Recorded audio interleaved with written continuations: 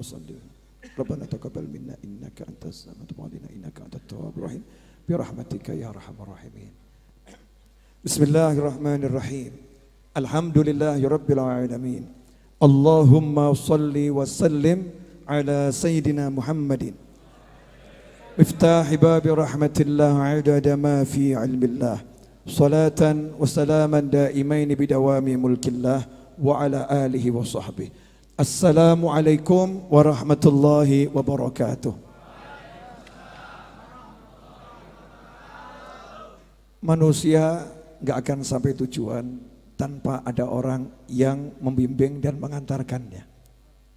Manusia akan lama sampai tujuan kalau tak ada kendaraan yang hebat yang dikendarainya. Maka untuk sampai tujuan, yaitu mengenal Allah Subhanahu wa ta'ala, kita harus punya pembimbing. Kita harus punya pembimbing. Kita harus punya pengantar. Dan kita harus punya kendaraan yang hebat, kendaraan yang bagus. Karena itu digambarkan dalam perjalanan Mi'raj Nabi Muhammad SAW. Yang mana Rasul gak butuh kendaraan, karena gak ada kendaraan yang lebih hebat daripada cahaya Nabi Muhammad SAW. Yang mana Rasul Muhammad SAW tidak butuh pembimbing dan guide, karena beliau adalah pembimbingnya semua pembimbing dan guide-nya semua guide beliau baginda Muhammad sallallahu alaihi wasallam. Tetapi untuk tasyri', untuk mengajarkan kepada umatnya, maka Nabi Muhammad SAW mengendarai buraq yang diciptakan dari cahaya dan merupakan penghuni surga.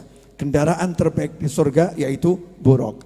Dan Allah tugaskan malaikat Jibril alaihissalam untuk berperan saat itu sebagai pendamping Nabi Muhammad SAW, yang mana beliau alaihissalam adalah pemimpinnya, presidennya, jenderalnya para malaikat. Karena itu jika Anda berjalan di muka bumi ini, Anda tidak mau cari pembimbing dan Anda tidak mau punya kendaraan, maka Anda tidak akan pernah sampai ke tujuan, dan Anda telah melanggar syariatnya Nabi Muhammad sallallahu alaihi wasallam. Saya kalau seperti itu juga melanggar syariatnya Nabi Muhammad SAW. Kita melanggar syariatnya Nabi Muhammad sallallahu alaihi wasallam. Karena itu Allah turunkan Al-Quran bukan dalam bentuk lembaran-lembaran mushaf. Ya, bukan suhuf, bukan lembaran-lembaran mushaf. Tetapi Allah Al-Quran simpan Al-Quran dalam dada Nabi Muhammad SAW. Allah simpan Al-Quran di dalam hati Nabi Muhammad sallallahu alaihi wasallam. Lau anzalna hadzal Qur'ana ala jabalin la ra'aitahu khashi'an mutasaddian min khasyatillah. Kalau seandainya kata Allah Subhanahu wa taala, Allah enggak pernah berandai-andai, tapi demi memberi contoh kepada kita semua, sampai-sampai Allah berandai-andai. Lau anzalna hadzal Qur'an, seandainya Al-Quran ini kami turunkan kepada gunung, alal jibal, bukan jabal, gunung semua yang besar dikumpulkan jadi satu, Al-Quran diturunkan di gunung tersebut, maka gunung itu akan hancur lebur karena tak kuasa menampung yang namanya kalamullah, wahyunya Allah Subhanahu wa ta'ala. Tetapi Allah Ta'ala tidak turunkan Al-Quran kepada makhluknya yang bernama gunung, tidak turunkan Al-Quran kepada makhluknya yang bernama laut, Allah tidak turunkan Al-Quran pada makhluknya yang bernama langit. Tapi Allah turunkan Al-Quran kepada nurnya Allah Subhanahu wa ta'ala. Allah turunkan Al-Quran pada cahayanya Allah Subhanahu wa ta'ala. Allah turunkan Al-Quran kepada sesuatu yang Allah ciptakan dari cahayanya sendiri, yaitu hati Nabi Muhammad sallallahu alaihi wasallam. Malaikat Jibril alaihissalam hanyalah pelayan, hanyalah pembantu yang ditugaskan oleh Allah Subhanahu wa ta'ala untuk memberitahukan kapan hati ini Al-Qur'annya dikeluarkan, kapan waktunya, kapan jamnya, kapan saatnya, kapan keadaannya. Allah Subhanahu wa ta'ala telah mengajarkan Al-Qur'an ini tidak dibiarkan berbicara sendiri, tetapi Allah Ta'ala memerintahkan Nabi Muhammad sallallahu alaihi wasallam untuk membacakan Al-Qur'an ini kepada umatnya, membacakan Al-Qur'an ini kepada seluruh makhluknya Allah Subhanahu wa ta'ala, agar setiap manusia tidak berjalan berdasarkan wahyunya Allah tanpa pembimbing, tetapi berdasarkan pembimbing yang sejati, yaitu Nabi Muhammad sallallahu alaihi wasallam, sehingga pemahamannya terhadap kalamullah, terhadap wahyu Allah tidak akan menyimpang, pemahamannya akan lurus, pemahamannya akan benar. Karena itu Rasul mengancam, man fassarul Quran bi ra'yihi falyatabawa maq'adahu minan nar, atau kama qala sallallahu alaihi wasallam, siapa yang menafsirkan Al-Quran dengan pemikirannya sendiri, dengan otaknya sendiri, dengan kemampuan fikirnya sendiri, tanpa bimbingan cahaya ilahi, melewati para ulama, melewati orang-orang yang soleh, melewati sahabat dan tabi'in dan tabi'in dan seterusnya, falyatabawa maq'adahu minan nar, silakan ambil kursinya di neraka, silakan ambil tempatnya di neraka. Mempelajari Al-Quran, menafsirkan Al-Quran bukan lewat orang-orang yang paham Al-Quran, bukan lewat Nabi Muhammad sallallahu alaihi wasallam. Ancamannya adalah langsung dari lisan manusia yang dalam dadanya terkumpul Al-Quran, yaitu baginda Muhammad sallallahu alaihi wasallam. Tempatmu adalah di neraka. Hidupnya menafsirkan Al-Quran, hidupnya berbicara tentang Al-Quran.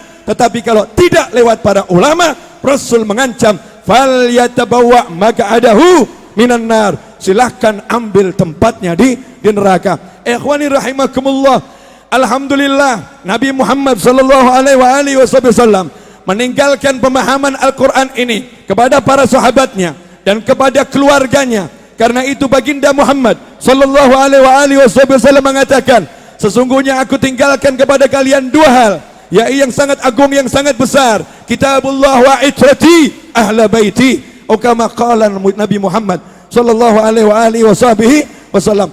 Aku tinggalkan dua hal, kitabullah Al-Quran wa itrati, anak keturunanku, keluargaku. Keduanya Al-Quran dan keluarga Nabi Muhammad SAW. Al-Quran dan ahlul bait Rasulullah, Al-Quran dan anak cucu Rasulullah tidak akan berpisah. Itu sabda Nabi Muhammad sallallahu alaihi wasallam. Anak cucu Rasulullah akan mengawal kalamullah, dan kalamullah akan mengawal anak cucu Nabi Muhammad sallallahu alaihi wasallam. Kemudian Rasul mengatakan, hatta sampai keduanya mendatangi aku nanti di telagaku, mendatangi aku di haud, di telaga Nabi Muhammad sallallahu alaihi wasallam. Karena itu siapapun yang belajar Al-Quran, siapapun yang memahami Al-Quran tanpa urutan yang diajarkan Nabi Muhammad SAW, alimu au adibu auladakum ala thalathi khisal, ajarkan, didiklah keluarga kalian tiga hal. Yang pertama, cinta Nabi kalian. Yang kedua, cinta keluarga Nabi kalian. Yang ketiga, qiraatul Quran, membaca Al-Quran. Urutan ketiga, bukan urutan pertama.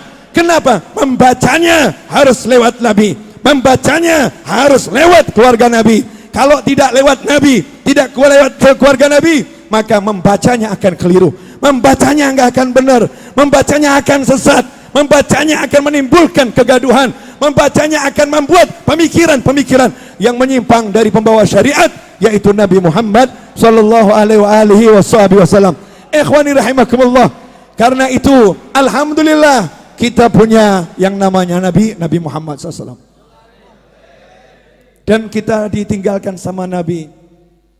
Al-ulama warathatul anbiya, para ulama pewaris para nabi. Nabi la yuwarithu dinarun wala dirhaman, Nabi tidak mewariskan uang, gak mewariskan harta. Seluruh warisannya Nabi diberikan kepada siapa?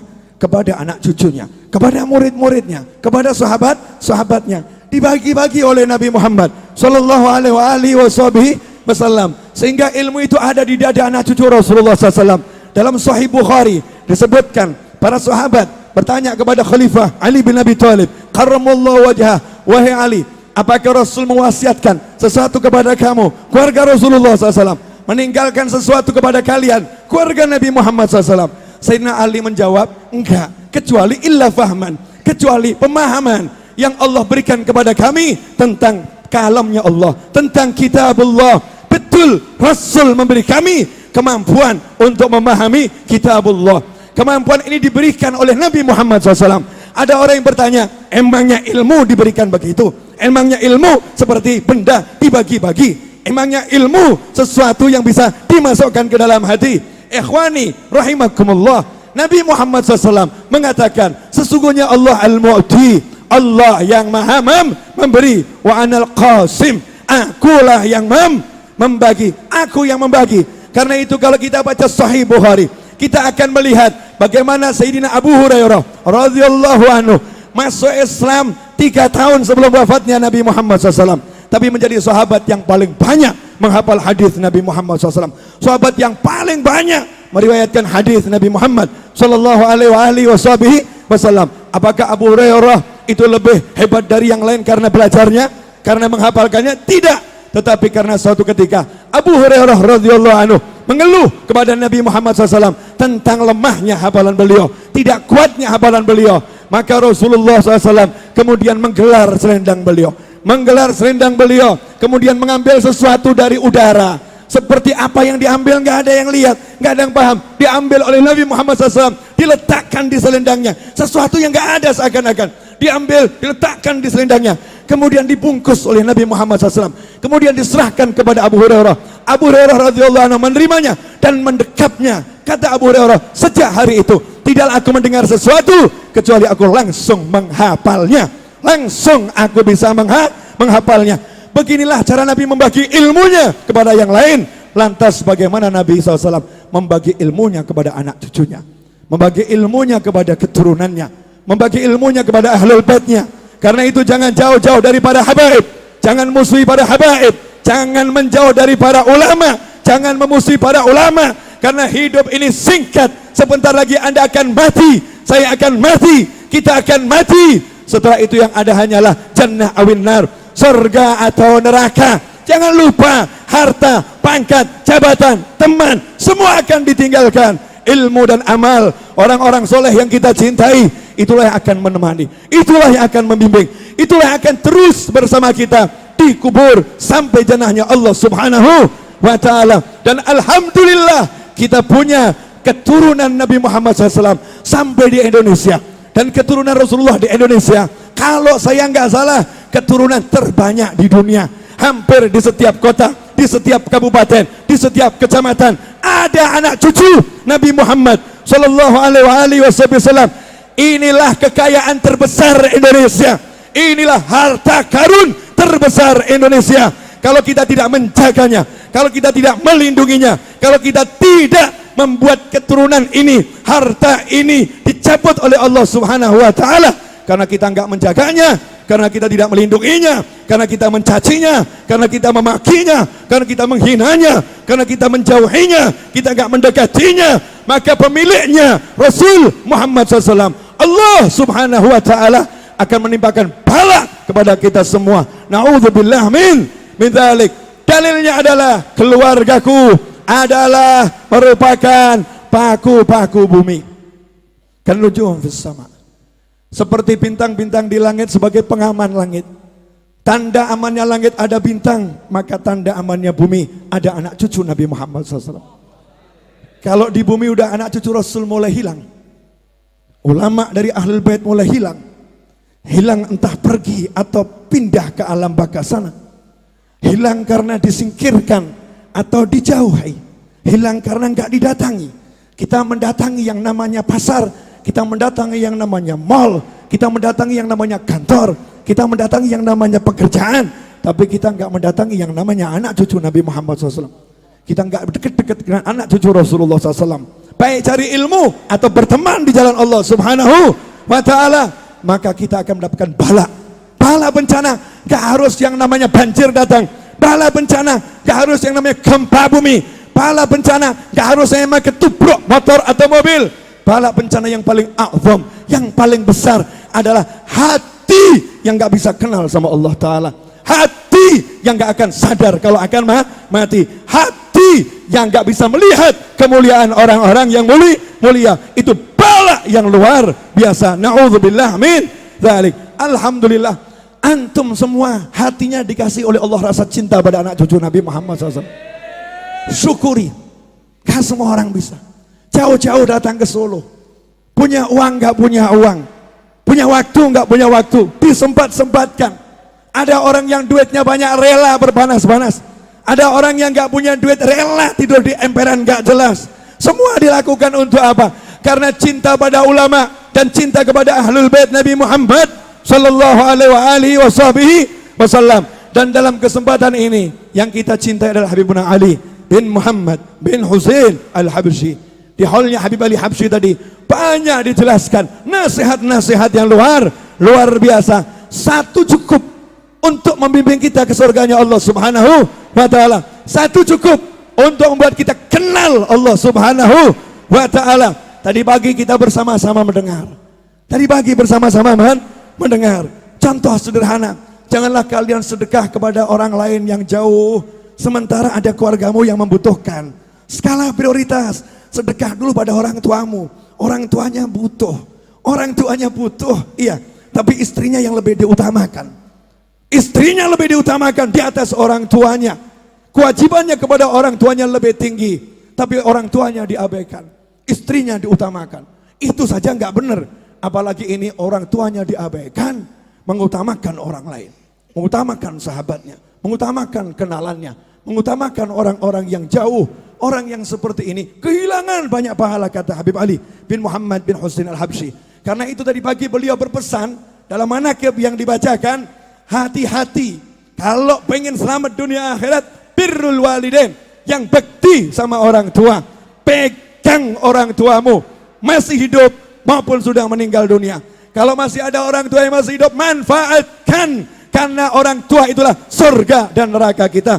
Ridullah fi ridhal walidain wa suhtullah fi suhtil walidain. Karena itu deketi orang tua kita. Habib Ali mengatakan, aku tidak pernah merasa punya sesuatu di hadapan ibuku, di hadapan ayahku. Bahkan kalau aku mau dijual di pasar, aku akan mengaku aku budak dan aku siap untuk dijual. Jangankan duitnya, jangankan rumahnya, jangankan mobilnya, jangankan pangkatnya, jangankan simpanannya, dirinya dijual ikhlas dan akan mengatakan, aku memang budaknya. Inilah Al-Habib Ali bin Muhammad bin Husain Al-Habsyi rahimahullah. Makanya beliau diangkat sama Allah Ta'ala.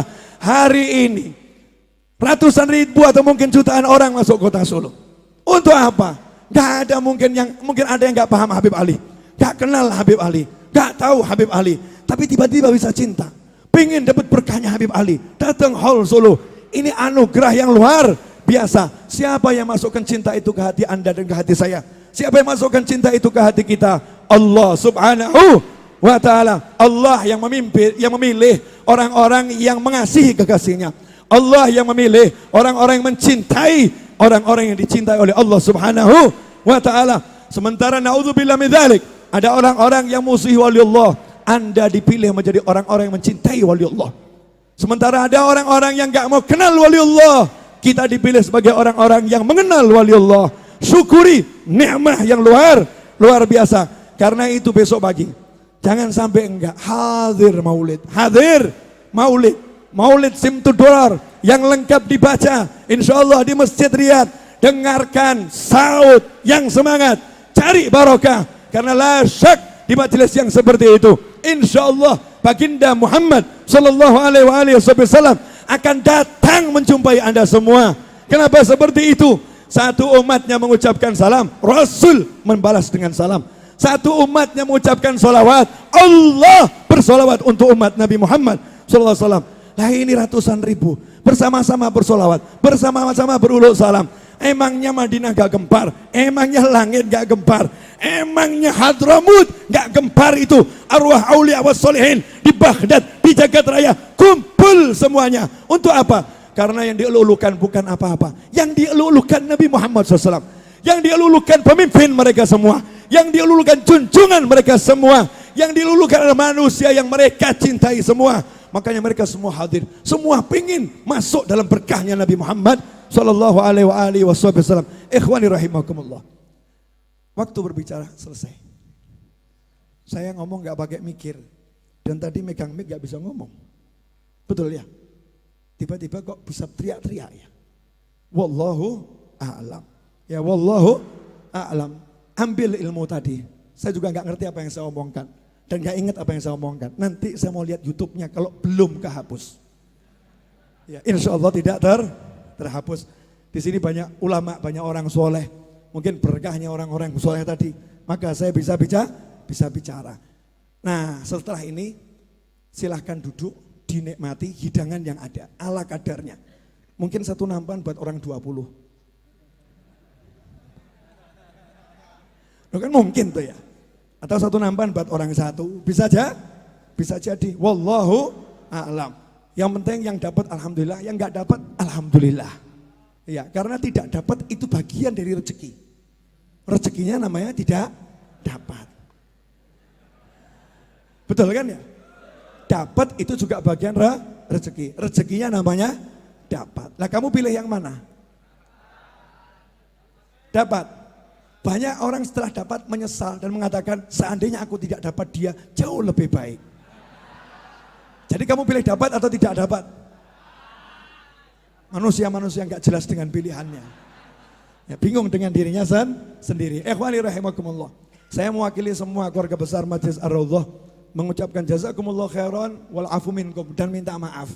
Kalau pelayanannya selama bermalam di sini ya belum memuaskan. Doakan pokoknya bisa memuaskan ya. Nah, bagi yang pengen ikut andil saya ngurus majelis ini ya dan melunaskan hutang tanah yang masih kurang 3,6 M, bangunannya udah jadi, tanahnya belum lunas. Ya, tanahnya belum lunas. Yang pengen ikut andil nggak usah repot-repot. Di depan itu saya jualan buku, saya jualan jaket. Beli bukunya, beli jaketnya, uangnya untuk ngurusi semua itu insya Allah. Ya, dan kepentingan-kepentingan yang lain. Syukur-syukur bukunya 100.000, bayarnya 2 miliar, luar biasa. Masya Allah, malaikat saja langsung kaget itu. Siapa ini? Malaikat kaget. Nah, kalau 100.000 masih ditawar, boleh kurang tidak, malaikat juga terkejut. Siapa ini ya? Jadi sama-sama terkejut tapi beda terkejutnya. Ya beda terkejutnya. Insya Allah berkah, insya Allah manfaat. Saya minta maaf. Ada 2 hal kalau Anda punya hajat praktekkan. Yang pertama, ya Habibana Ali Syailillah.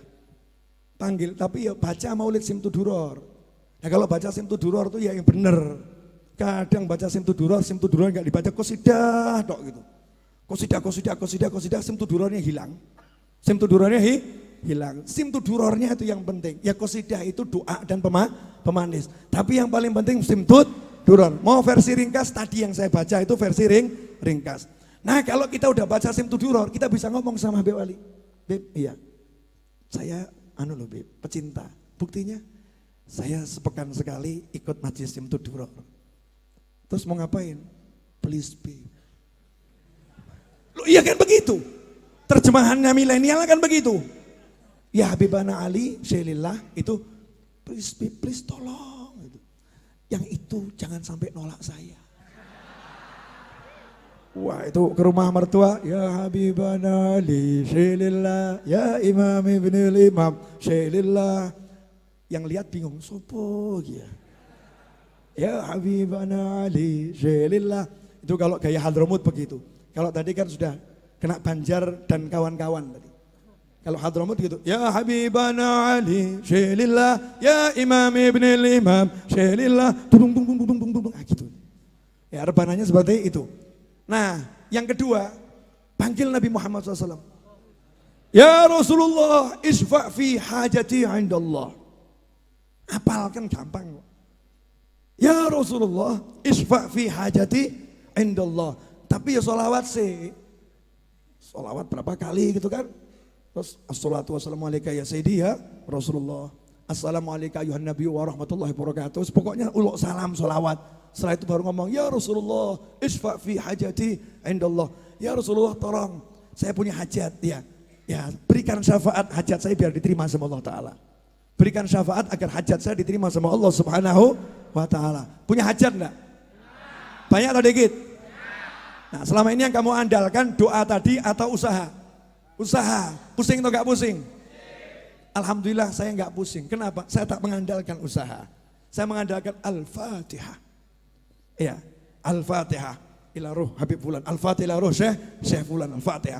Setelah itu saya enggak mau mikir. Kenapa? Lah udah pasrah kok masih ikut mikir. Itu namanya kurang ya. Yakinnya yakin, Beb tolong ya Beb, Yai tolong gitu kan. Ya Rasulullah tolong. Setelah itu ojo mikir, berjalan dan bergeraklah. Insya Allah barokah dan tidak boleh ceramahnya diteruskan lagi. Udah wajib berhenti. Terima kasih. Walafu minkum. Wassallallahu ala sayyidina Muhammadin wa alihi wasallam. Walhamdulillahi rabbil alamin. Amin. Jangan lupa beli bukunya, jaketnya, dan lain sebagainya. Wassalamualaikum warahmatullahi wabarakatuh.